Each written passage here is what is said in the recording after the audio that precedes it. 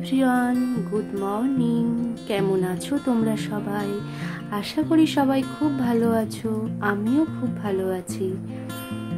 তোমাদের আরও একটা নতুন ব্লগে ওয়েলকাম জানাই। তবে গতানুগতিক ধারার মতো আমি তোমাদেরকে ভিডিও দিয়ে ফেলছিলাম, তাই তোমাদের হয়তো বোরিং লাগবে, তাই চেষ্টা করলাম আজকে অন্যরকম ভিডিও দেওয়ার। আর টাইটেল আর থাম্বনেল দেখে বুঝেই গেছো আজকে আমি কীরকম ভিডিও দেব। আজকে ভিডিও দেব মেহুর কিভাবে জিভ পরিষ্কার করি আর মেহুর টামি টাইম কখন দিই, সেই সব নিয়ে তোমাদের জানার আছে, তাই তোমাদেরকে একটু জানানোর চেষ্টা করলাম। আমিও প্রথম খুব সমস্যায় পড়েছিলাম এই দুটো বিষয় নিয়ে, তাই ভাবলাম আমি যখন উপকার পেয়েছি তোমাদেরকেও একটু সাহায্য করি, তোমাদেরও একটু উপকার পাই। চলো, ও স্নান করা হতে হতে আমি তোমাদেরকে জিভ পরিষ্কার করার বিষয়টা একটু বলে দিই। দেখো, বাচ্চাদের জিভের ভিতরটা আমাদের পরিষ্কার করা খুবই দরকার, কারণ ওরা সবসময় দুধ খায়, ওরা তো আর পরিষ্কার করতে পারে না, ওরা তো খুব ছোট।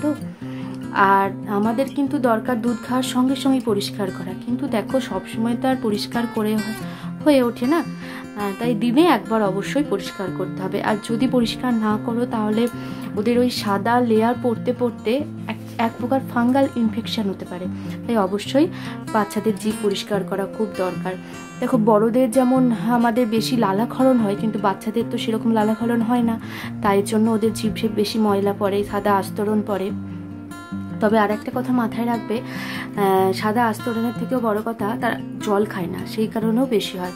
তবে এরকম করে কাপড়কে, সুতির কাপড়কে একটু হালকা উষ্ণ গরম জলে ডুবিয়ে এদের জিভটা ভালোভাবে পরিষ্কার করতে হবে আলতো হাতে। তবে আর একটা কথা সবসময় মাথায় রাখবে, যখন বাচ্চাদের জিভ পরিষ্কার করবে তখন যেন তার আগে হাতটা ভালোভাবে ধুয়ে নিয়ে যাদের হাতে নখ না থাকে, কারণ বাচ্চার জিভের ভিতর তো বুঝতেই পারছো, ওরা জিভের ভিতরটা খুব নরম হয়, সেই কারণে বলতে চাইছি যে তাহলে বাচ্চার জিভটা যেন কোনো কারণে আঘাত না লাগে, এইভাবে জিভ পরিষ্কার করবে। তবে দেখো, বাইরে কিন্তু অনেক জিনিস পাওয়া যায় কিনতে, জিভ পরিষ্কার করার জিনিসপত্র, কিন্তু ওগুলো খরচা করার থেকে আমি মনে করি বাড়িতে সুতির সাদা কাপড় রয়েছে, সেই থেকেই জিভ পরিষ্কার আরামসেই করা যায়।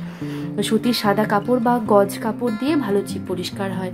তোমরাও চেষ্টা করবে বাচ্চার এভাবে জিভ পরিষ্কার করা। আমি তো মেহুর এভাবেই জিভ পরিষ্কার করি, তবে সরি, ভুল বললাম, আমি করি না, মা করে। আমি তবে দেখে নিচ্ছি, শিখে নিচ্ছি আর কি। তবে পারবো, আমিও অনেকটাই আমিও চেষ্টা করছি, আমিও পারবো। তবে এইভাবে বাচ্চাদের জিভ পরিষ্কার করা খুব ভালো, জানো তো। আর যদি জিভ পরিষ্কার না করো তাহলে ওদের কি বলো তো, সাদা লেয়ারটা জমতে না ওরা না খেতে চাইবে না, তখন কি অসুবিধা হবে, তখন তোমরাও চিন্তা করবে যে কি হলো, কি জন্য খাচ্ছে না। তাই বারবার বলছি, তোমরাও কিন্তু তোমাদের বেবিদের এভাবে জিভ পরিষ্কার করবে, দেখবে খুব ভালো। সাদা কাপড়টাকে শুধু হাতে ভালোভাবে পেঁচিয়ে নিয়ে হালকা উষ্ণ গরম জলে ডুবিয়ে আর জিভটা ভালোভাবে বুলিয়ে নিলেই হবে। তোমরা তো তোমাদের ভিডিওতে দেখালাম যে এরকম করে জিভ পরিষ্কার করে, তোমরা দেখো। আর উপকার পেলে অবশ্যই একটা কমেন্ট করে জানাবে যে খুব ভালো লাগলো, এরকম উপকার পেলাম, জানাবে। চলো, এইভাবে তোমাদের সঙ্গে কথা বলতে বলতে মেহুর চান কমপ্লিট হয়ে গেল।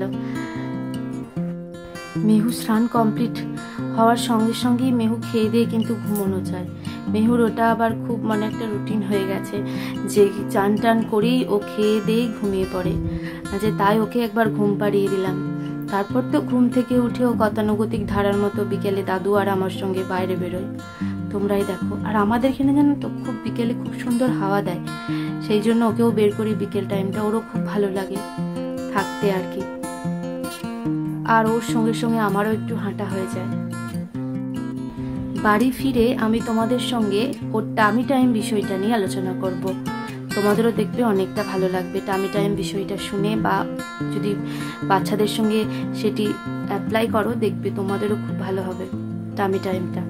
চলো, এখন এই বিকেল টাইমটা একটু উপভোগ করি, তারপর বিকেলে যে তোমাদের সঙ্গে গল্প করব।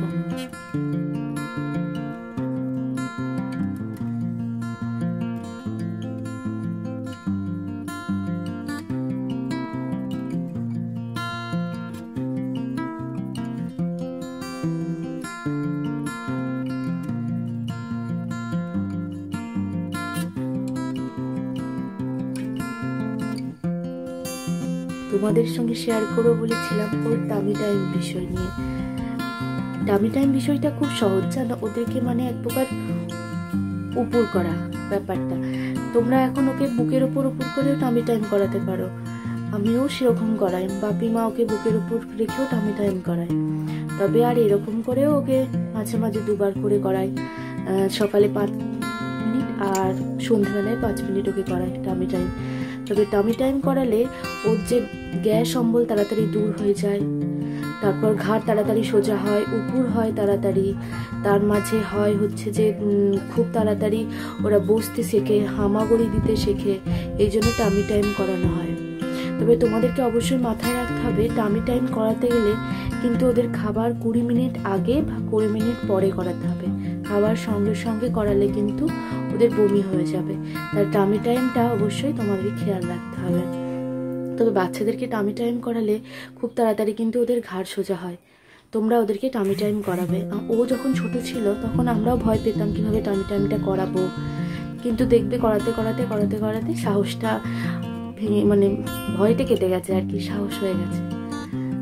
আজকের ভিডিও তোমাদের কিরকম লাগলো অবশ্যই কমেন্ট করে জানাবে আর পাশে থাকবে। আর তোমরা যদি এরকম ভিডিও দেখতে চাও অবশ্যই কমেন্ট করে জানাবে, আমি বানানোর চেষ্টা করব এরকম ভিডিও। আমি যেটুকু জানি তোমাদের সঙ্গে মানে সাহায্য করব, তোমরা যদি জানো তোমরা আমাকে সাহায্য করবে, এভাবেই আমাদের পাশে থাকবে।